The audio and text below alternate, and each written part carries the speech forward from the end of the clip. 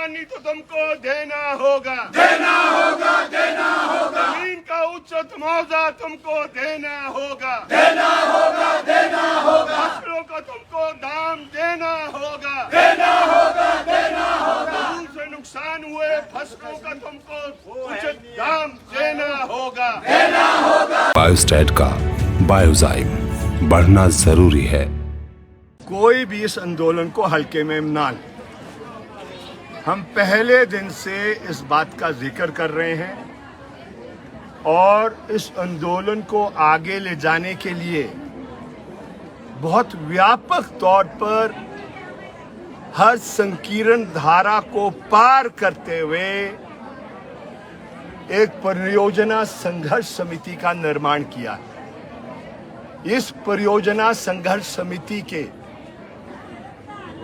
जो अलग अलग हिस्से हैं वो इतने व्यापक है कि सारी धाराओं को गुंजाइश है इसमें शामिल होने के। चुने हुए जो नुमाइंदे हैं पंचायतों के, भूतपूर्व नुमाइंदे हैं, जो भी किसान के संगठन है, हिमाचल किसान सभा है, कोई और सभा है, यूनियन है किसानों की, उसका मंच है ये। और मंच किस बात के लिए? जो इस प्रोजेक्ट ने पीड़ा पैदा की है उसका निवारण करने के लिए ये मंच का गठन किया गया। और मैंने आपसे इस बात को साझा किया है, दुनिया की जितनी भी शक्ति ताकत हो सकती है उसका भी मुकाबला करने के लिए ये संघर्ष समिति तैयार है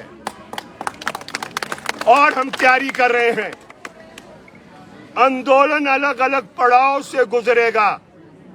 अभी हमने सरसरिये चर्चा की है, जो अगला पड़ाव होने वाला है उसकी अनुमति लेंगे हम लोगों से, लेकिन अगला पड़ाव अगले 10-15 दिन के अंदर होने वाला है और उस दिन के लिए हम व्यापक अपील करेंगे। जो काम करने वाला मजदूर है उससे भी अपील करेंगे इस आंदोलन का समर्थन करने के लिए।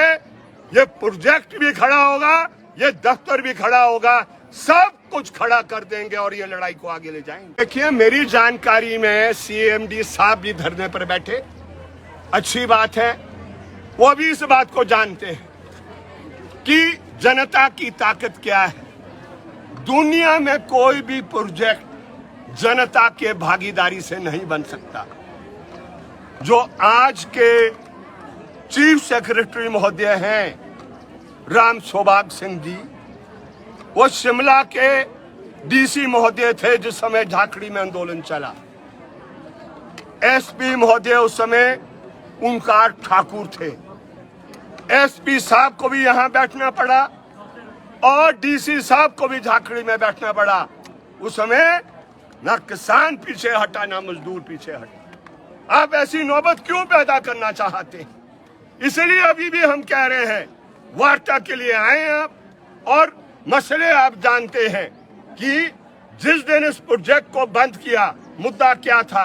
मुद्दा उस समय यह था कि दूर दरार इलाके तक प्रदूषण ने सारी खेती इलाके की, चाहे वो शहर का इलाका है, चाहे निर्मंड आनी का इलाका है या कोरगढ़ कमारसन का इलाका है, जितनी भी खेती इस इलाके के अंदर होती है, प्लम की खेती होती है, बादाम की खेती होती है, नाशपाती की खेती होती है और सेब की खेती को नष्ट किया है। नष्ट कौन है इसके जिम्मेवार?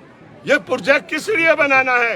ये किसान को तबाह करने के लिए प्रोजेक्ट कभी बनेगा नहीं। कि आपको मुआवजा देना है, हमें वो जो आपका यार्ड स्टिक है, जो आपका मापदंड है 300, 600, 900, ये नहीं चलने वाला। आप बताइए किस नौजवान को आपने रोजगार दिया? आप हिमाचल के अलग हिस्से से, देश के अलग हिस्से से यहाँ पर काम के लिए ले आएंगे। जिनने ITI की है इस इलाके के अंदर, आप 10 आदमियों की लिस्ट दें जिनको आपने रखा है। हकीकत यह है नहीं रखा है। ITI की ट्रेनिंग कराएगी, एक को भी नहीं रखा है। नरोला में जाओ आप, पूरा नरोला का गांव आज तबाह हो गया है। ये बेचारी सरिता, इसकी बकरी मर गई। पोस्टमार्टम की रिपोर्ट ने साबित किया है कि जो मृत्यु बकरियों की हुई है उसका मुख्य कारण था कि फेफड़ों में, और जो फेफड़े की नली है उसमें भारी मात्रा में धूल पाई गई है। तो इतना नुकसान इस प्रोजेक्ट ने कर दिया है। कूरपन से पानी फागू पहुंच गया है और ये डैम से ये ऊपर पानी पहुंचाने के लिए तैयार नहीं है। चाहे निथुर को उठाए, चाहे नागाधार को उठाए, चाहे भुट्टी को उठाए, चाहे ये उठा नहीं सकते हैं, उठा सकते हैं, लेकिन इस बात के लिए ये तैयार नहीं है। लेकिन वी आर वेरी क्लियर, हम बिल्कुल क्लियर है, यह आंदोलन आगे बढ़ेगा और हमारी क्षमता ये है, लोगों की क्षमता। जिन लोगों ने बगैर बेट के नियमों को उखाड़ के फेंक दिया, जिन्होंने क्वीन विक्टोरिया के सिक्के को खोटा कर दिया, उससे बड़ी ताकत इस देश में नहीं है। और वो जनता की ताकत है। वो जनता की ताकत के जरिए जिस दिन ये तय करना है कि नो मीन्स नो, इस दफ्तर को भी उखाड़ के फेंक देंगे और ये प्रोजेक्ट भी खड़ा हो जाएगा। ऐसी नौबत मेहरबानी करके मत लाए। हम शांति पूर्वक तरीके जो संविधान ने दिए हैं उसके आधार पर इसको जन आंदोलन को आगे ले जा रहे हैं और सारी धाराओं को, ना धाटी देख रहे हैं, ना पार्टी देख रहे हैं, ना जाति देख रहे हैं। हम सिर्फ किसान और किसान की पीड़ा को देख रहे हैं और इसलिए उस पीड़ा को दूर करने के लिए ये रास्ता इख्तियार टिप्पणी करना नहीं चाहता। कोई लायक है, नकम्मा है, मैं नहीं कहना चाहता हूं।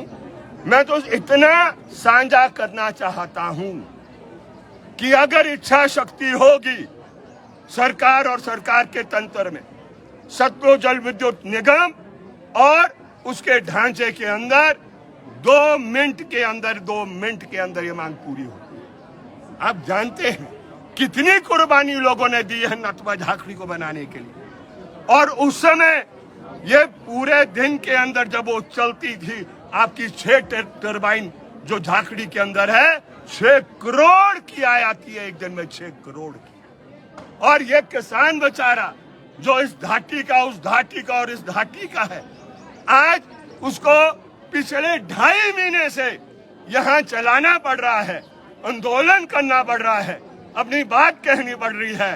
लेकिन पूरा, चाहे सरकार का प्रशासन कहें, सरकार का तंत्र कहें, राजनीतिक कहें, प्रशासनिक कहें या सतलुज जल विद्युत निगम का है, वो अभी भी पूरे आंदोलन को बहुत हल्के में ले रहे हैं। हम हर तौर तरीका जानते हैं, लेकिन अभी हम इनको देखना चाहते हैं कि ये क्या करना चाहते हैं। हम क्लियर है, ये आंदोलन समाप्त नहीं होने वाला। हमने किसानों का आंदोलन जो इस देश में चला है उससे मॉडल लिया है, उससे सीख ली है। जो 3 कृषि कानून थे, जो 3 कृषि कानून पूरे किसान की खेती को तबाह करने के लिए इस देश में लाए गए थे, जो कॉर्पोरेट खेती को आगे बढ़ावा देने के लिए लाए थे, इस देश के किसान ने 500 से अधिक किसान संगठनों को एक मंच पर लाकर ये फैसला लिया, आर पार की लड़ाई होगी। और उस आर पार की लड़ाई में 705 किसान शहीद हो गए, लेकिन आंदोलन से पीछे नहीं हटे। उन्होंने उकसाने की कोशिश की, नहीं उकसाया, वो आंदोलन उकसाया गया और सरकार को मजबूर किया उस 3 कानून को वापस लेने के लिए। उस मॉडल पर, उस आदर्श पर, उस विचारधारा पर, उस रास्ते पर यह आंदोलन चलेगा और दुनिया की कोई भी ताकत पुलिस को छोड़कर मिलिट्री ले आओ, ये आंदोलन आगे बढ़ेगा और अपनी मंजिल की ओर ये अग्रसर रहने वाला है। डीसी साहब जोर लगा दे जितना मर्जी। मैंने आपको कहा, जो उस समय के डीसी साहब थे आज चीफ सेक्रेटरी महोदय हैं। प्रशासन का काम क्या है, इस प्रोजेक्ट का काम क्या है?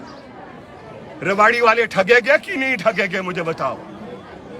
जो परे डैम से नीचे जो रहने वाले हैं उनको मुआवजा दिया है कि नहीं दिया है? नरोला टूट गया है, मुआवजा दिया है कि नहीं दिया है?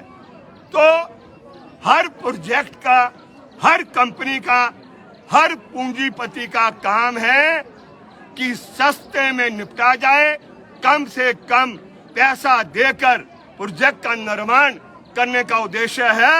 हम अनुमति नहीं देने वाले। क्लियर समझ ले, ये कितना असला इनके पास है हम भी जानते हैं।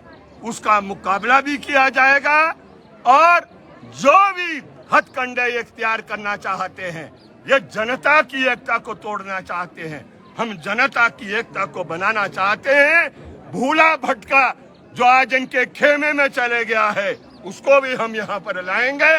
मेरा किसी से गिला शिकवा नहीं है, लेकिन ये अनुमति नहीं दी जा सकती है कि किसान की तबाही हो और चंद आदमियों के नोट बने। ये वाली अनुमति नहीं दी जा सकती है। अंग्रेजों से आपने सीखा है, ये रूल डिवाइड और रूल की ये नीति, ये यहाँ नहीं चलने वाली। जो उस खेमे में चले गए हैं, उनसे भी हाथ जोड़कर हम विनती करना चाहते हैं। आपका लोगों के साथ वास्ता है, लोग यहाँ हैं और आप उनके प्रतिनिधि हैं। आपको भी यहाँ होना है, चाहे वो चुनाव प्रधान है, बीडीसी का सदस्य है, या जिला परिषद का है, या मेरे जैसा चुनाव विधायक है। उसको जनता के बीच रहना है और जनता की जो पीड़ा है उसको दूर करने के लिए जो भी तौर तरीके इख्तियार किए जा सकते हैं उसको इख्तियार करना है। लेकिन मिल मिलाकर जनता को न्याय मिलना चाहिए, जिसके लिए हम वचनबद्ध है। ये प्रधान प्राणी है, आपने इनको सुना है, ये भी आए हैं। ये देखिए आपकी, ये भी प्रधान है, ये भी यहाँ प्रधान है। और वो देखिए सरिता है जिसकी बकरियां गी है, बीडीसी की सदस्य है, चुने हुए लोग हैं।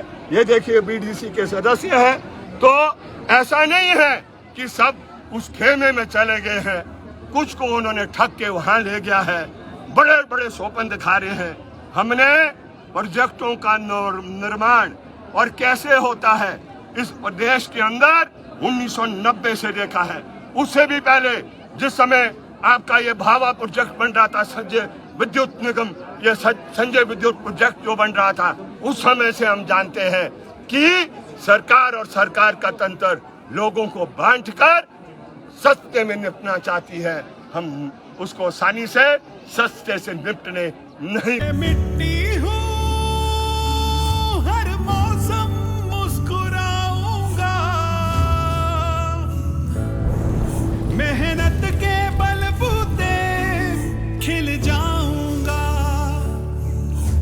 जरूरी है बड़े ख्वाब देखना और ख्वाबों को हकीकत बनाना, क्योंकि जिंदगी में आगे बढ़ते रहना सबसे ज्यादा जरूरी है। बायोस्टैट का बायोजाइम, बढ़ना जरूरी है।